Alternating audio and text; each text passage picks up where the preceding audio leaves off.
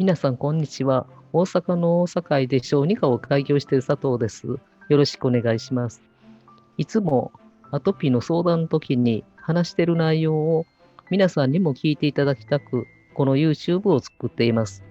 今日は佐藤光子のステレドンのその11です。赤ちゃん、子供のアトピーを治すコツでこういうことが大事だということをお話ししています。今日は食べる量はどれぐらい食べていいかいうふうなことをお話したいと思います。阪南中央病院の4ヶ月半で入院されたアトピーの赤ちゃんの離乳食です。母乳で体重が減少し、脱水状態になり、低タンパクで入院しました。1回の離乳食 200g です。で、子供茶碗が1杯 100g ぐらいなので、子供茶碗2杯ぐらい食べるということになりますね。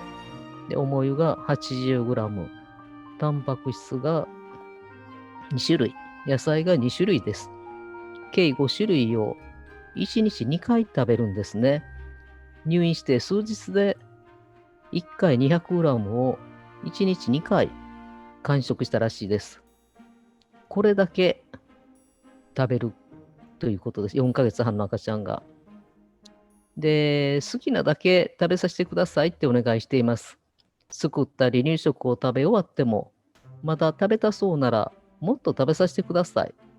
好きなだけ、もうごちそうさまと子供が言うまで食べさせましょう。その分、ミルクが減ってきます。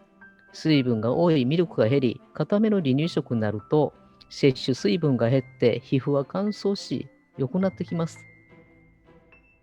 タンパク質多めの食事を気にかけて作っていただくようにしています。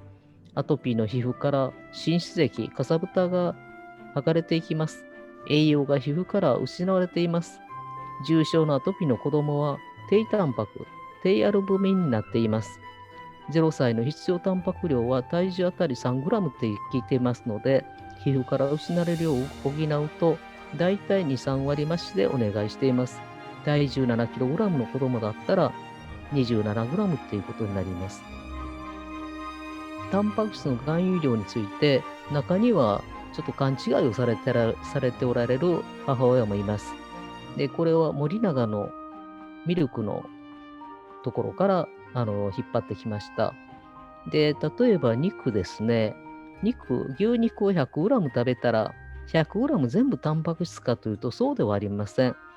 だいたい 20% ぐらいなんですね。ですから 100g 食べても 20g しかタンパク質はないということになります。で、お肉類は 20% ぐらい。魚は、こういうふうな干物は非常にタンパク質のパーセントは高いんですが、赤ちゃんの頃からあんまりこういうのは食べないと思います。だいたい普通のお魚で 20% ぐらいです。で、卵、卵黄は 16.5% ありますが、卵白は 11% ぐらいです。大豆も、きな粉とか高野豆腐はタンパク質のパーセントが高いですが、他は20g は切っています。乳製品もこういうふうなチーズ類は割合高いんですけど、牛乳は 3.3% ですね。ですから、あまりでも神経質にならない方がいいかなと思います。で、重症のアトピーでなければですね、朝ごはんとおやつにタンパク質を入れていただいたら、それで十分だと思います。日本人の食生活では、朝ごはんとおやつにタンパク質が少ないご家庭が多いです。で、そこで食べさせていただいたら十分ですね。で、タンパク質に条件はあるかということについて調べてみました。厚労省がこういうふうに書いています。太陽上限量は最も関連が深いと考えられる腎機能への影響を考慮すべきではあるが、基準を設定し得る明確な根拠となる方法が十分ではないことから設定しなかったということで、そういうこれ以上食べたらダメだという、そういう論文はないということになります。でも多すぎるとマイナスになることがあります。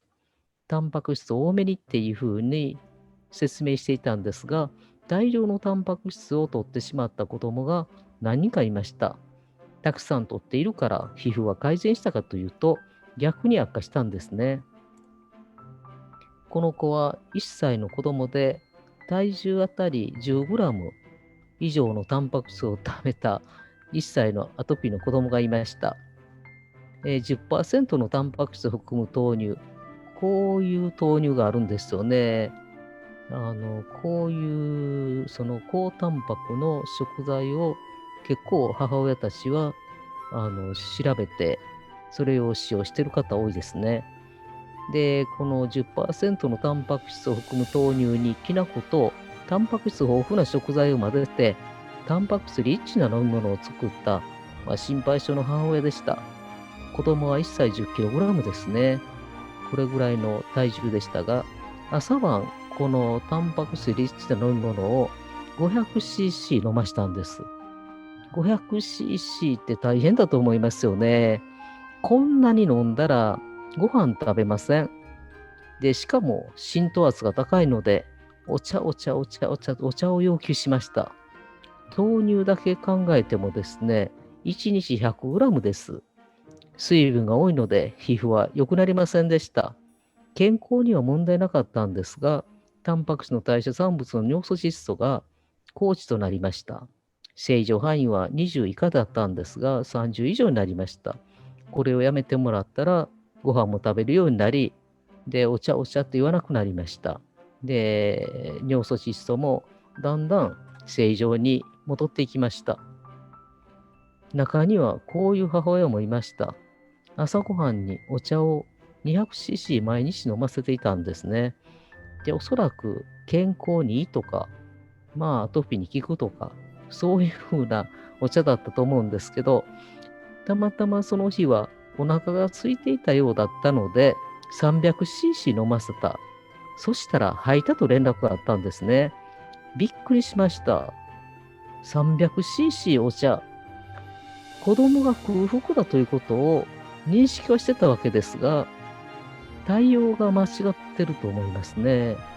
お茶は水しかない。カロリーもタンパク質もゼロです。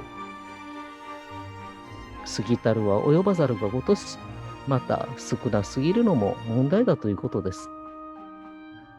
ネットを見ると様々な情報が飛び交っています。食事についても砂糖はダメ、チョコレートはダメ、あれはダメとか載っています。またこれが効いたという話も山ほどあります。こういう情報にアトピー患者は振り回されてきたのです。ネット情報に振り回されないようにお願いしたいと思います。佐藤小児科では食事制限をしていません。